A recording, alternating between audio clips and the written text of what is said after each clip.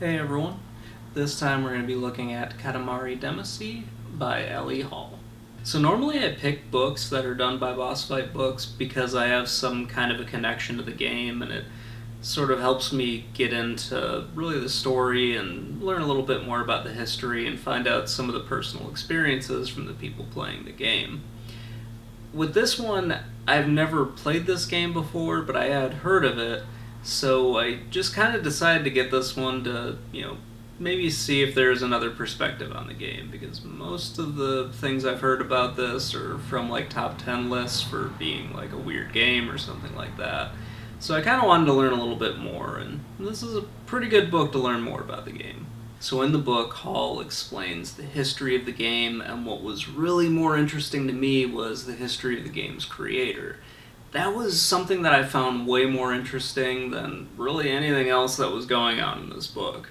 From reading about this, I did actually go out and purchase the game, and I purchased the latest release on the Switch.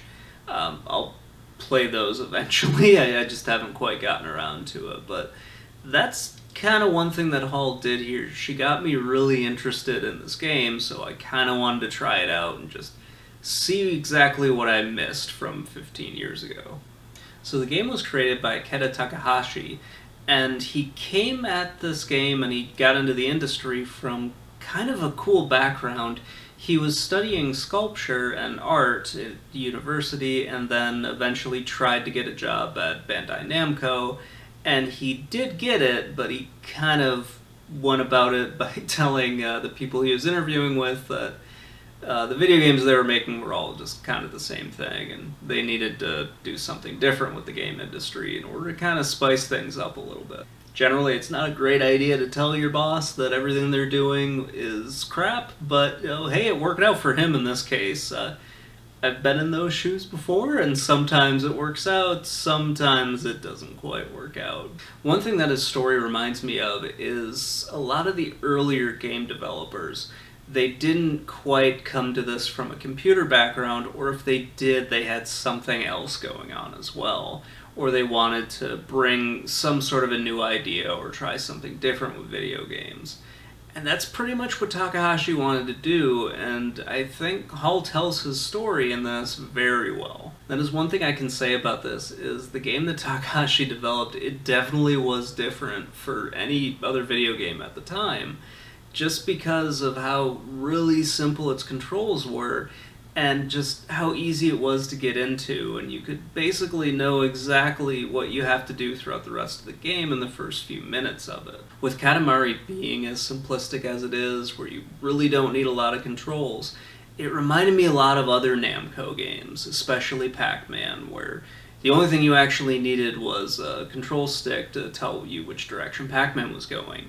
And that's kind of how Katamari feels. It just kind of feels like a throwback to those early arcade games where you could just walk up to it and you might have, like, at most a joystick and two buttons, or something crazy along those lines. That was something that I got from this, is Takahashi wanted to create this sort of a simplistic game that anybody could go up to and anybody could play.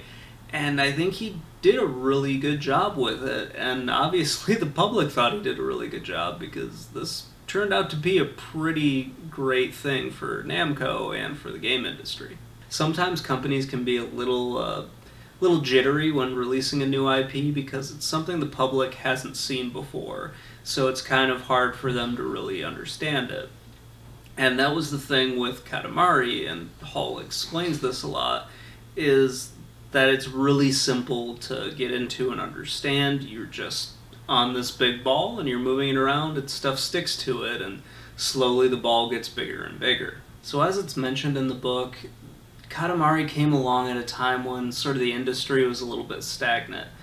And this happens from time to time, whether it's an entirely new genre that comes about, which is kind of rare in these days, or it's just a spin on an older genre.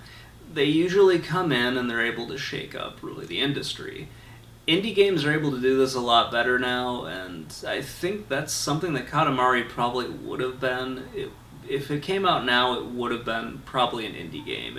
I don't think a major studio would really touch it at this day and age. That being said, it's not alone in what it did. There were other games like Tetris, Doom, and heck, even Pac-Man did this, where they came in, sort of either created a new genre or reinvigorated an older genre, and just sort of turned the industry on its head.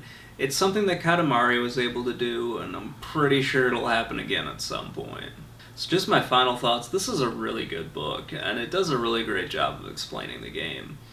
It's not the best book that Boss Fight Books has put out, but it's still a pretty good one.